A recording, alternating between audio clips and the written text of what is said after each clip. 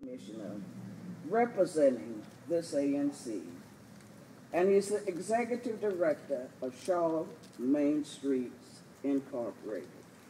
It's a nonprofit organization charged with revitalizing the historic 7th and 9th Street commercial corridors directly north of downtown Washington, D.C. Commissioner Padro has been a vigilant supporter of the church and its efforts to redevelop the church's properties, although we may have appeared a little slow for him sometimes. We consider him a friend, and we're happy that he's joined us today. Commissioner Padro.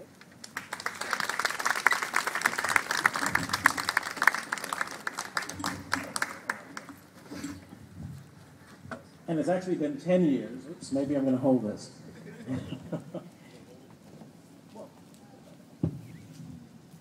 It's actually been 10 years that I've represented the neighborhood and the blocks where Shiloh is headquartered, and it's been my privilege and honor to do so. And I do want to note that one of Shaw Main Street's board members is here, Barry Lumsden, who also worships at Shiloh. So let's give a hand to Barry. There you go. Barry has been on our board for 2 terms now and has been a great help in helping to strengthen the relationships between nonprofits in the community and the church. We've heard about some of the history of the block. People come from all over the world to see this history. There was a day on an election a couple of years ago when I was standing in front of the church, and a couple from Paris came by. And they were trying to find out how they could get into the church because the front door was closed. So I led them through the Family Life Center and showed them the church. You've got fans all over the world. Other pieces of history on this block that some of you may not be aware of. In the building where Nationwide Insurance now has its offices, in the 1940s, Walter T. Daniel first established his plumbing shop. Mr. Daniel was a leader in the 1960s that helped to prevent this neighborhood from being obliterated the way that Southwest was obliterated by the Redevelopment Land Agency. I'm sure you remember the plans. They were going to lay this neighborhood waste, flatten it, put up new high-rises. It was Walter T. Daniel that led the effort to stop that from happening. And we wouldn't have historic Shiloh and the Cardew Woodson House and all of the other landmarks around here if it hadn't been for Walter T. Daniel's efforts as a leader in the Model Inner Cities Commission for our city.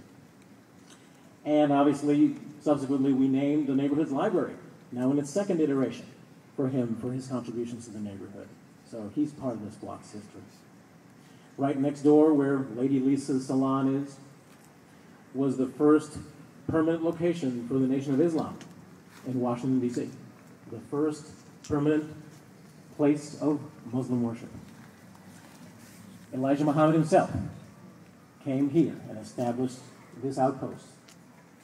And for 20 years before Masjid Muhammad was completed over on 4th Street Northwest, this was where anyone of the Muslim faith who was in Washington, D.C. was obliged to come and to worship. And of course, there are so many other stories in adjacent blocks, but here on the 1500 block of 9th Street, we've seen a lot of history happen. And I'm grateful to God to be able to be here to see another historic moment in our community's development.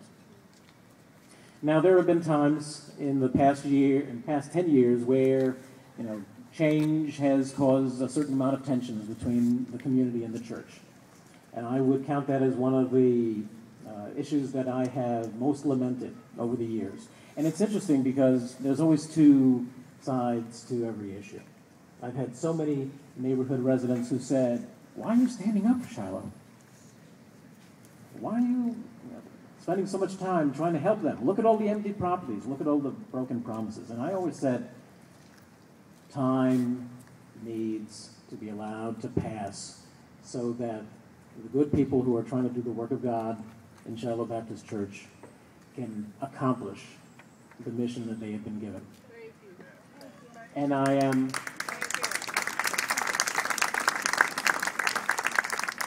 And I am so grateful for having been given the divine inspiration to ask people to be patient. Rome wasn't built in a day. Hamline Methodist Church, which became Shiloh in the 1920s, wasn't built in a day. And it wasn't rebuilt in a day on either of the two occasions that fires brought it down to the four walls. So today we're getting ready to start on delivering on a new day in terms of Shiloh's relationship with our community. On a new day in terms of delivering on the promises that Shiloh has made to itself and to the community. And I am grateful for the opportunity to say here today that I will continue to stand by Shiloh as this outstanding effort to bring back the historic fabric of our neighborhood moves forward. And as we move forward to rebuilding the relationship with the community so that it once again enhances both the community and the church. So I want to ask everyone here, are you ready? Are you ready?